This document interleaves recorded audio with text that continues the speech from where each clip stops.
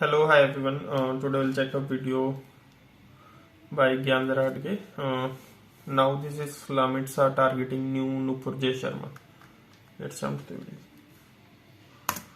दोस्तों जय हिंद वंदे मातरम। मेरा नाम है सौरभ मशहूरी और आप देख रहे हैं ज्ञान जरा हटके। और आज इस वीडियो में हम लोग बात करने जा रहे हैं हमारे इस भारत देश के अंदर हो रही अभिव्यक्ति की आजादी की हत्या और ये जो सर तन से जुदा नाम की बीमारी है, इससे ग्रसित हो रहे लोगों की बढ़ती हुई आबादी के बारे में। क्योंकि अच्छा, वैसे पहले यहाँ पे मैं आप लोगों को ये बात साफ साफ क्लियर कर दूं कि ये जो इस्लामिक रिलीजन की हिस्ट्री है, इस्लामिक रिलीजन की इस हिस्ट्री के बारे में मुझे बाबा जी कुछ भी नहीं मालूम। मतलब मैं यहाँ पे कटाक्ष में नहीं बोल रहा हूँ, मुझे वाकई में इस रिलीजन की हिस्ट्री के बारे में कुछ भी नहीं मालूम, क्योंकि मैंने कभी पढ़ा ही नहीं। भाई मैंने मेरे अपने रिलीजन की हिस्ट्री के बारे में नहीं पढ़ा, तो इस्लामिक रिलीजन की हिस्ट्री तो भैया काहे के लिए पढ़ूंगा। और सच कहूँ तो जिस तरीके की हरकतें और एक्शंस मुझे देखने को मिलते हैं, कभी कभी मुझे लगता है कि ये जो इस्लामिक रिलीजन की हिस्ट्री है, इसे पढ़ने का कोई फायदा भी नहीं है। Let me explain. भैया ये जो हिस्ट्री होती है, हिस्ट्री को हम लोग काहे के लिए पढ़ते हैं भाई? एक तो नॉलेज गेन करने के लिए और दूसरा डिस्कशंस में हिस्टोरिकल फैक्ट्स को कोट करते हुए अपनी बात रखने के लिए। ज्यादातर लोगों का तो यही ऑब्जेक्टिव होता है। लेकिन इस्लामिक रिलीजन के लोगों के साथ में आज की तारीख में हालत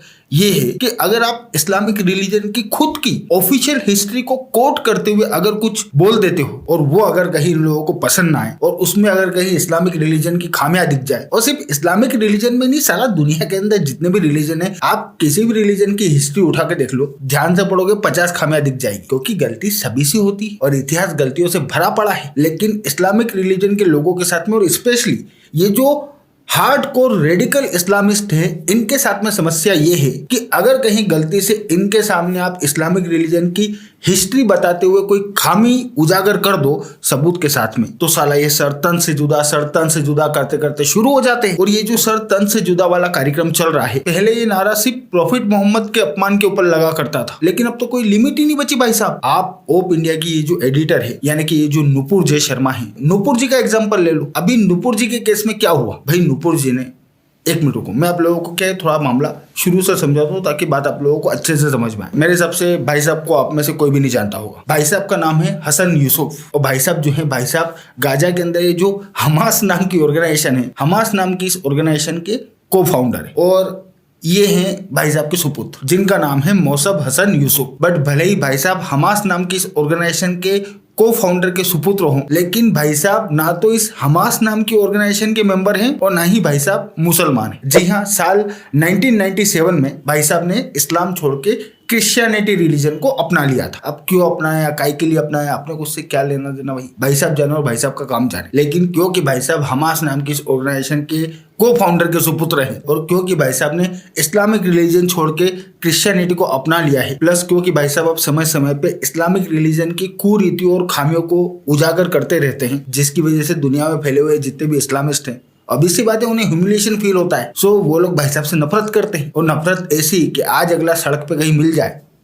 फिर जो कुछ भी हो। लेकिन आज से कुछ समय पहले भाई साहब ने इस्लामिक रिलीजन के जो धर्म गुरु हैं उनको लेके कोई स्टेटमेंट दिया था, और उस स्टेटमेंट को हमारा ये जो कश्मीर नाम का स्टेट है, कश्मीर नाम के इस स्टेट में किसी स्टूडेंट ने कोट करते हुए सोशल मीडिया पोस्ट डाल दी थी। बस फिर क्या था, सिर्फ कश्मीर ही नहीं बल्कि पूरी दुनिया में जोम्बियों की ये जो फौज है ये शुरू हो गई, सर तन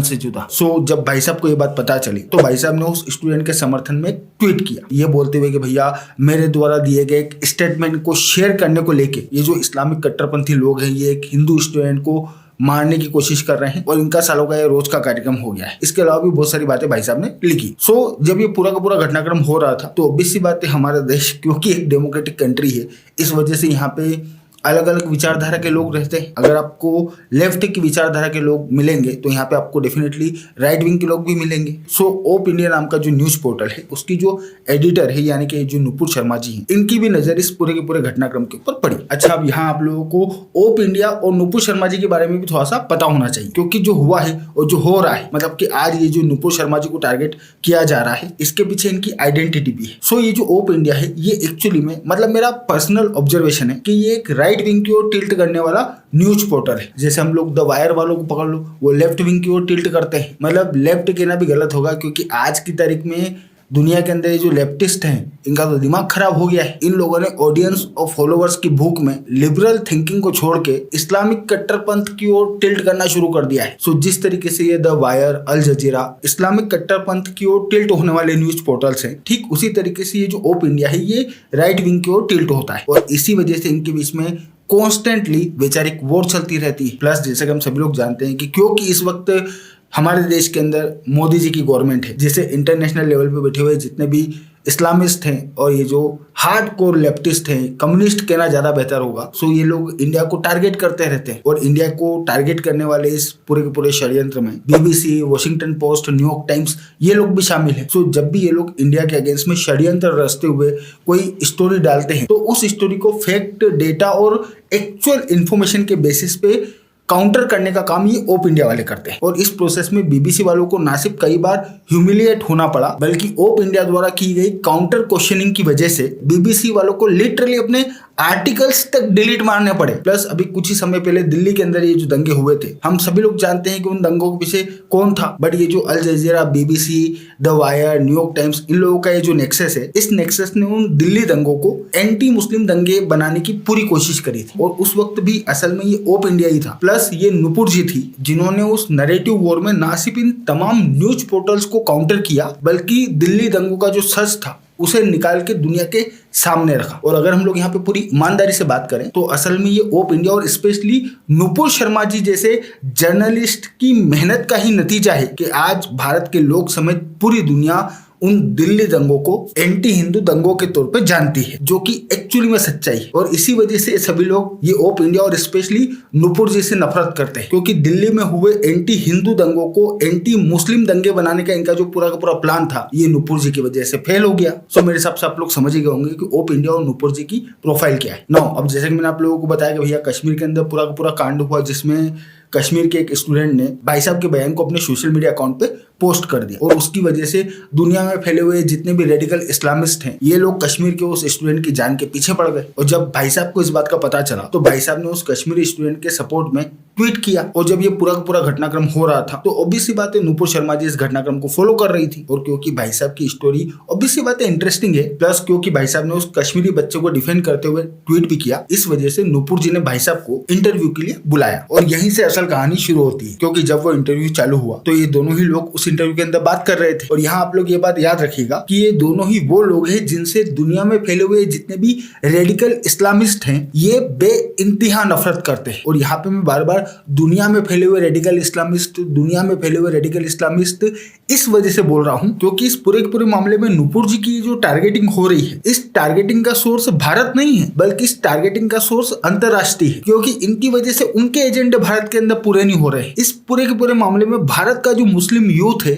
वो तो सिर्फ मोहरा है और उन्हें मजबूर किया जा रहा है इन दोनों का तो मेरे को नहीं मालूम, लेकिन नुपुर शर्मा जी से नफरत करने के लिए तो डेफिनेटली मजबूर किया जा रहा है इस्लाम के नाम पे इमोशनल करके। मैं भी आप लोगों को सब कुछ एक्सप्लेन कर दूंगा। अभी आप लोग बस ये याद रखिए कि दुनिया के अंदर फैले हुए जितने भी रेडिकल इस्लामिस्ट हैं ये लोग इन दोनों ही लोगों से बेइंतहा नफरत करते हैं और ये जो दोनों ही लोग इस इंटरव्यू के अंदर डिस्कशन कर रहे हैं, अब हमास के फाउंडर के छोरे का तो मैं नहीं कह सकता, लेकिन नुपुर जी को जहां तक मैं जानता हूं नुपुर जी इस्लाम और इस्लाम को फॉलो करने वालों से नफरत नहीं करती, लेकिन इस्लाम के नाम पे जिन लोगों को रेडिकलाइज किया जा रहा है और जो लोग रेडिकलाइज करने का काम करते हैं अपना एजेंडा पूरा करने के लिए, उन लोगों से नुपुर जी डेफिनेटली ना सिर्फ नफरत करती है बल्कि हमेशा फैक्ट्स और राइट इंफॉर्मेशन के बेसिस पे उन्हें काउंटर भी करती है। सो इंटरव्यू चल रहा था और उस इंटरव्यू में दोनों ही लोग आपस में डिस्कशन कर रहे थे। अच्छा, यहाँ आप लोगों को ये बात भी पता होना चाहिए कि भले ही मैंने इस्लामिक हिस्ट्री ना पढ़ी हो लेकिन ये दोनों ही लोग ऐसे हैं जिन्होंने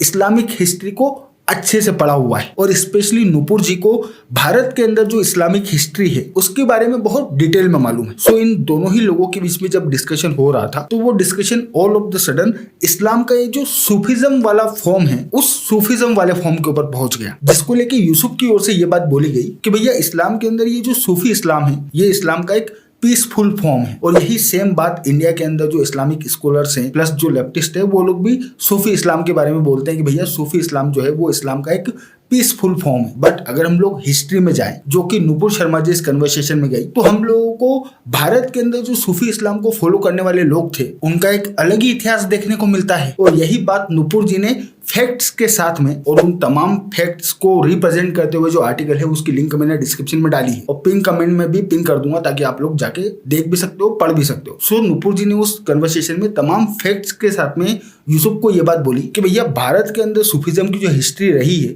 वो एक वायलेंट हिस्ट्री रही है। इनफैक्ट सूफिज्म को फॉलो करने वाले लोगों ने भारत के अंदर बहुत बड़े लेवल पे अत्याचार भी किया है, जिसमें अजमेर का जो एमएमएस कांड हुआ था उसके बारे में हम सब लोग जानते ही हैं। कैसे लड़कियों का शोषण हो रहा था, फोर्सफुली उनका बलात्कार किया जा रहा था, ये एक्चुअल इतिहास है। और सबसे बड़ी बात, उस वक्त अजमेर में 300 बच्चों के साथ शोषण का आरोप न सिर्फ अजमेर दरगाह के खादिम के परिवार के ऊपर लगा बल्कि साल 2007 में अजमेर की फास्ट ट्रैक कोर्ट ने फारूक चिश्ती को दोषी ठहराते हुए उम्र कैद की सजा भी सुनाई और बाहर आने के लिए फिर अगले ने खुद को पागल घोषित करवाया। सो ये सब कुछ इस देश के अंदर हुआ है। और साल 2007 में ना तो केंद्र में मोदी था और 90 के दशक में ना राजस्थान में मोदी था। जो आप मोदी के ऊपर आरोप मर्दों के वो फंसा रहा है। प्लस इसके अलावा भी भारत के अंदर सूफी इस्लाम की जो हिस्ट्री है जो कि पृथ्वीराज चौहान के शासन काल से शुरू होती है, उस हिस्ट्री में हम लोगों को बहुत ज्यादा वायलेंस देखने को मिलता है। इनफैक्ट सूफी इस्लाम की बहुत सी बातें तो अजमेर शरीफ की दरगाह की जो पुरानी वेबसाइट है उस वेबसाइट के ऊपर तक डली हुई थी। खैर वो बात अलग है कि अब इन लोगों ने वो वेबसाइट हटा के नई वेबसाइट बना दी, लेकिन वो जो आर्टिकल की लिंक मैंने आप लोगों को डिस्क्रिप्शन में डाल के दी है ना, उसमें उस वेबसाइट की आर्काइव लिंक भी मौजूद है। सो अगर आप वाकई में पढ़ना चाहो तो उस वेबसाइट पे क्या लिखा हुआ था वो आप आराम से जाके पढ़ सकते हो। सो सूफी इस्लाम की भारत के अंदर ये जो वायलेंस से भरी हुई हिस्ट्री रही है, इसी चीज को नुपुर जी उस इंटरव्यू के अंदर डिस्कस कर रही थी। और यही दुनिया में बैठे हुए जो रेडिकल इस्लामिस्ट हैं इन्होंने खेल किया। इन्होंने उस इंटरव्यू का एक छोटा सा पार्ट काट के ठीक उसी तरीके से जिस तरीके से इन लोगों ने लास्ट टाइम नुपुर शर्मा के केस में किया था और किस लफंगे ने किया था ये भी हम सब लोग जानते हैं। पूरे कन्वर्सेशन को जिसमें के एक्चुअल कॉन्टेक्स्ट था उसको साइड में किया और एक छोटा सा पार्ट काट के सब जगह फैला दिया। उस वक्त भी सिर्फ इंडिया में फैलाने से इन लोगों का काम नहीं बना, क्योंकि इंडिया के जो मुस्लिम्स हैं, स्पेशली जो मुस्लिम यूथ है, वो अभी भी ना तो कोई इतना ज्यादा रेडिकलाइज हुआ है और ना ही कोई इतना ज्यादा वायलेंट है। इस वजह से जब डोमेस्टिक लेवल पे इनका काम नहीं बना तो फिर इन लोगों ने इंटरनेशनल मदद मांगी और फिर इंटरनेशनल लेवल से उस पूरे के पूरे मुद्दे को भारत के अंदर पुश करवाया। और फिर क्या हुआ हम सब लोग जानते हैं। सो सेम टेक्निक इन लोगों ने इस बार भी ओप इंडिया की जो नुपुर जी है, नुपुर जी के खिलाफ भी यूज करी है। इन लोगों ने उस पूरे के पूरे इंटरव्यू का एक छोटा सा हिस्सा कट किया और उसे इंडिया के अंदर फैलाना शुरू कर दिया। पहले यहाँ पे माहौल नहीं बना तो फिर अंतरराष्ट्रीय लेवल पे इनके जो आका बैठे हुए हैं उनसे इन लोगों ने मदद मांगी और फिर उनसे इस पूरे के पूरे मुद्दे को यहाँ पे पुश करवाने की कोशिश करी, ताकि भारत का जो मुस्लिम यूथ है उसे ना सिर्फ नुपुर जी के अगेंस्ट में खड़ा किया जा सके बल्कि इनडायरेक्टली हत्या करवाने की कोशिश हो रही है। अच्छा, ये सब करने के पीछे आप लोगों को इनका मकसद भी पता होना चाहिए। इनका मकसद कोई नुपुर शर्मा नहीं है। भाई एक नुपुर शर्मा क्या कर लेगी, एक नुपुर शर्मा चली जाएगी, कल दूसरी नुपुर शर्मा आ जाएगी। इनका मतलब ये जो अंतरराष्ट्रीय स्तर पर बैठे हुए रेडिकल इस्लामिस्ट है ना, इनका असल मकसद है भारत का ये जो मुस्लिम यूथ है इसे रेडिकलाइज करते हुए भारत के लोगों के खिलाफ खड़ा करना, क्योंकि भारत आज ग्रो कर रहा है, इकोनॉमिक सुपर पावर बनने के रास्ते पे चल पड़ा है, कल को मिलिट्री सुपर पावर भी बन जाएगा और ऑब्वियस सी बात है ये सब कुछ इनसे हजम नहीं हो रहा। Plus doctor APJ Abdul Kalam का एग्जांपल इन लोगों के सामने है, जिससे हमें साफ साफ पता चलता है कि अगर भारत का मुस्लिम यूथ इन रेडिकलाइजेशन वाले चक्करों को छोड़ के एजुकेशन के ऊपर ध्यान देगा तो वो ना सिर्फ रॉकेट, मिसाइल्स और परमाणु बम तक बना सकता है बल्कि भारत की इस प्रगति में योगदान भी कर सकता है। और भारत के अंदर मुस्लिम यूथ की पॉपुलेशन कितनी है ये हम सब लोग जानते हैं। और अगर भारत का मुस्लिम जी जान लगा के इस देश की तरक्की में अपना योगदान देना शुरू कर दे तो फिर किस रफ्तार से हमारी इकोनॉमी और हमारा देश आगे बढ़ना शुरू कर देगा हम लोग कल्पना भी नहीं कर सकते। और यही चीज अंतरराष्ट्रीय लेवल पे बैठे ये जो रेडिकल इस्लामिस्ट है ना, प्लस ये जो कम्युनिस्ट हैं, इन लोगों को खटक रही है। और इसी वजह से इनका असल टारगेट है भारत के अंदर ये जो मुस्लिम यूथ है, इस मुस्लिम यूथ को रेडिकलाइज करना। लास्ट टाइम इन लोगों ने नुपुर शर्मा के केस में ट्राई किया और इस बार ये लोग ओप इंडिया वाले नुपुर जी को टारगेट कर रहे हैं एक छोटे से कटे हुए क्लिप के बेसिस पे। और उसमें भी ये लोग भारत के अंदर सूफीज्म की जो एक्चुअल हिस्ट्री है उसके ऊपर तो डिस्कशन ही करना नहीं चाह रहे हैं। डिस्कशन विस्कशन गया सब तेल लगाने, सिंपल सा एक ही एजेंडा पुश कर रहे हैं कि भैया सर तन से जुदा, सर तन से जुदा। और एक बात और नोटिस करने वाली है कि पहले तो ये लोग सिर्फ प्रॉफिट मोहम्मद के अपमान के ऊपर ये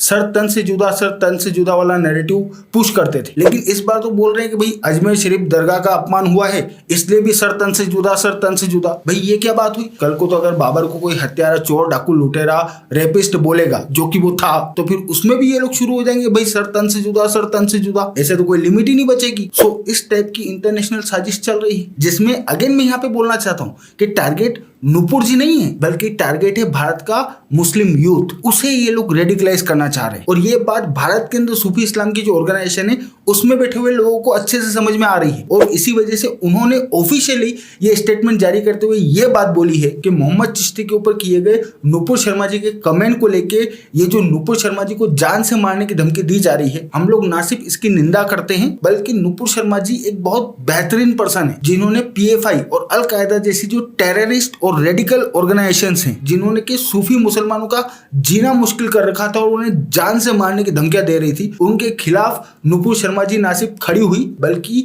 पीएफआई जैसी ऑर्गेनाइजेशंस का सच भी दुनिया के सामने रखा। सो हम लोग इस मामले को आगे नहीं बढ़ाना चाहते, हम लोग इस मामले को यहीं पे खत्म करना चाहते हैं। ये सूफी इस्लाम बोर्ड खुद कह रहा है, लेकिन अंतरराष्ट्रीय स्तर पर बैठे हुए जो रेडिकल इस्लामिस्ट हैं जो कि भारत को तरक्की करते हुए नहीं देखना चाहते और नहीं चाहते कि इस देश का जो मुस्लिम यूथ है वो देश की प्रगति में शामिल हो, वो नुपुर शर्मा जी को टारगेट करते हुए सर